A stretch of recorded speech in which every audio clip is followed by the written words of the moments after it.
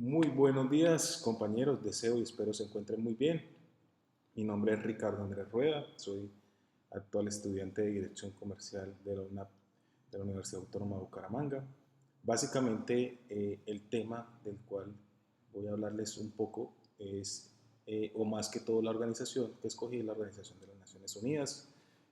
Vamos a hablar un poco de la historia, la estructura y la relevancia de la economía y qué ha logrado en cuanto a la paz internacional. Por supuesto, en la materia que estamos tratando sobre mercados internacionales, nuestro profesor Johan Salamanca. Principalmente, ¿qué es la ONU y cuál es el objetivo principal? La ONU pues, es un organismo internacional fundado en 1945 tras la Segunda Guerra Mundial con el fin de someter o fomentar a las cooperaciones entre naciones.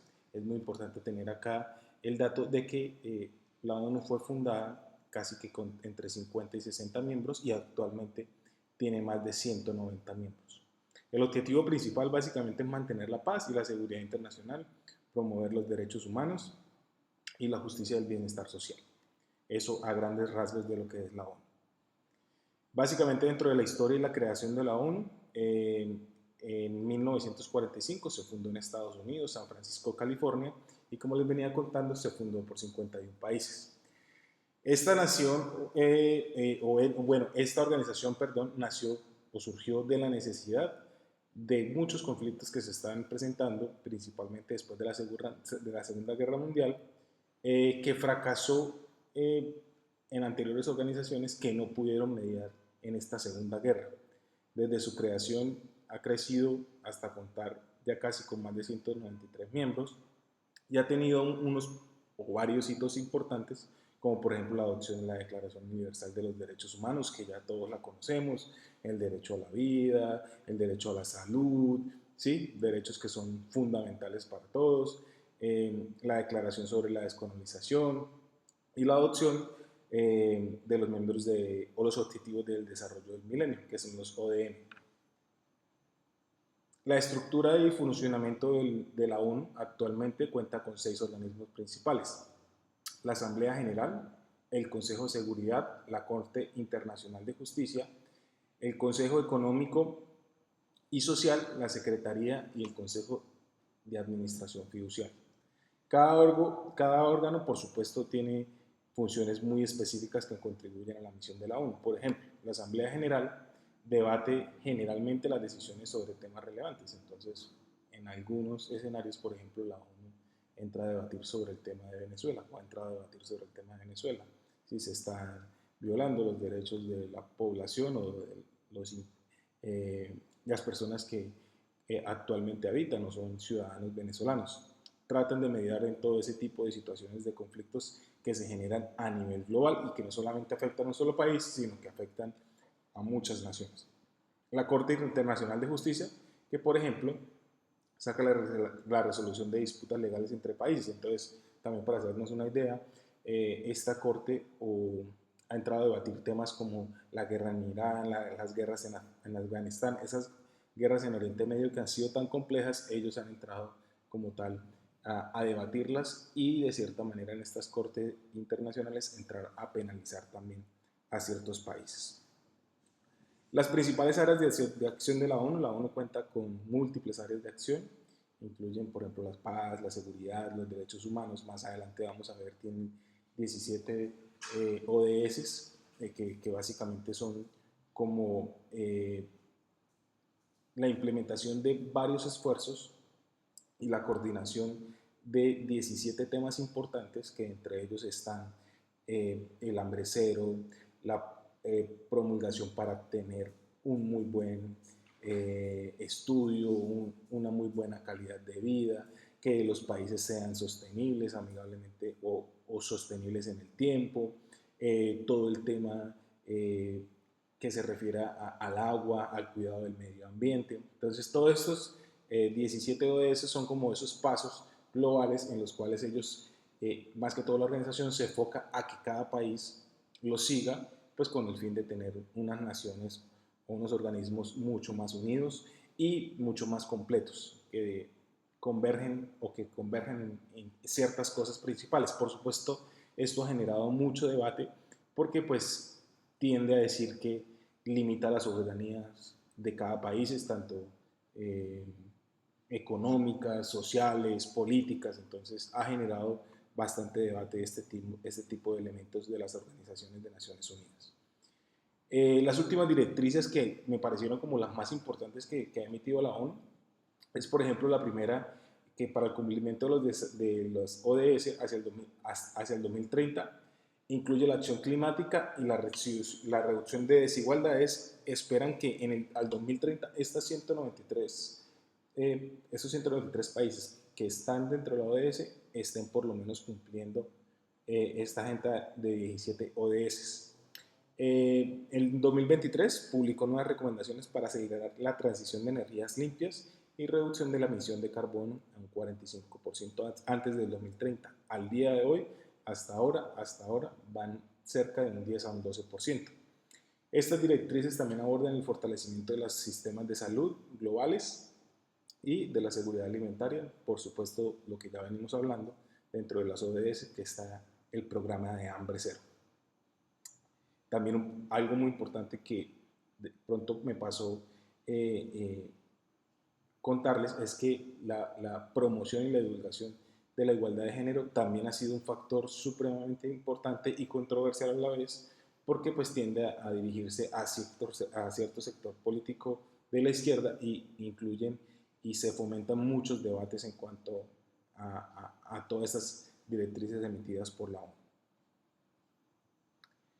Bueno, el impacto de las directrices emitidas por la ONU básicamente orienta a los gobiernos a que sean más completos, más esenciales hacia los derechos como la salud, el cambio climático y los principales derechos humanos, que es la vida, bueno, los que ya hemos venido hablando. Un ejemplo de un impacto gracias a las directrices de la ONU: muchos países han adoptado medidas para frenar la deforestación, ¿sí? Y para proteger la biodiversidad. Por ejemplo, en este momento nuestro presidente Petro está muy enfocado en seguir estos lineamientos o estas ODS. Tema que de pronto ha generado, por ejemplo, con el tema del gas, que no se hagan más investigaciones y no se hagan más excavaciones, pero vamos a tener que importarlo. Eso genera muchas controversias. Sin embargo, por ejemplo, con el tema de la forestación en la Amazonía, hemos reducido la forestación en casi que un 13 a 15%. Entonces, eso también es un factor importante que nos ha ayudado. Los compromisos con los derechos humanos que han impulsado a los países a mejorar sus políticas de igualdad y a combatir, por supuesto, la discriminación. ¿Qué impacto ha tenido la ONU en Colombia? Que esto también me pareció muy relevante contárselos. En Colombia se ha recibido apoyo de la ONU desde los temas de proceso de paz que vivimos aquí en Colombia y el tema de desarrollo de los derechos humanos para que fueran o sean sostenibles en el tiempo.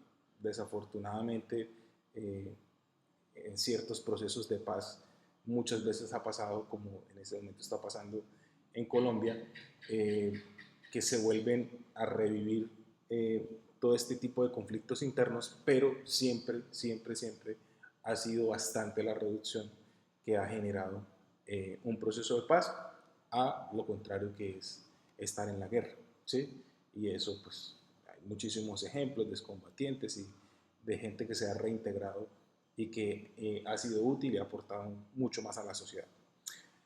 También en Colombia, por supuesto, además de los programas de la ONU, ha promovido muchísimo más la educación y el desarrollo en zonas rurales de Colombia. Entonces la ONU no solamente da directrices, sino también genera apoyos económicos. Por supuesto, en la ONU, como tienen ciertas directrices, ellos no pueden entrar de pronto a sancionar un país, pero sí pueden, un ejemplo, decirle, bueno, como este país está incumpliendo con las normas de la ONU, entonces se le va a hacer limitaciones por estas exportaciones, por estas importaciones, y empiezan, como por decirlo ahí, a ajustar tuercas y apretarlos para que pues en estas directrices las puedan llegar a cumplir. Las consecuencias de desacatar las directrices de la ONU, lo que ya venimos comentando: países que no colaboran en temas de desarrollo humano y de derechos humanos y el desarrollo de las personas como tal desde sus fortalecimientos en educación, en, en hambre cero, en igualdad de género, pueden sufrir sanciones o fácilmente perder el financiamiento. También pueden condenar oficialmente a los países que desacaten tratados o resoluciones, ¿sí? Lo cual afecta, pues, más que todo es en una reputación global, no tanto que vaya alguien y los arreste o cosas así por el estilo, pero es más por la reputación global y bajaría muchos índices de cada país. Una conclusión y una reflexión final, básicamente es que la ONU sigue siendo un actor supremamente importante y cada vez se vuelve más importante en todo el mundo, ¿sí? No solamente en, en ciertos continentes, sino a nivel mundial, aunque enfrenta muchos desafíos, pues ya que ha tenido capacidades de respuesta o se ha ideologizado o se ha politizado bastante hasta a cierto sector y a veces no da pronunciamientos que sean eficaces y eficientes. Sin embargo, a medida que pues, el mundo va avanzando y va enfrentando cada vez más desafíos, la ONU en esos desafíos siempre los ha enfrentado de buena manera, aportando siempre a temas esenciales como el cambio climático, la crisis de derechos humanos, el rol que genera con el hambre cero, el rol que genera en países que tienen escasos recursos y que se afectan con varios factores, no solamente políticos, sino también sociales, no solamente sociales, sino también educativos. Entonces, son muchos factores en los cuales la ONU ha incidido con políticas, con financiamiento y con ayudas demasiado relevantes. Hasta aquí, compañeros, mi investigación sobre lo que pude trabajar con la ONU. Con muchísimo gusto pues, podré recibir todas las retroalimentaciones y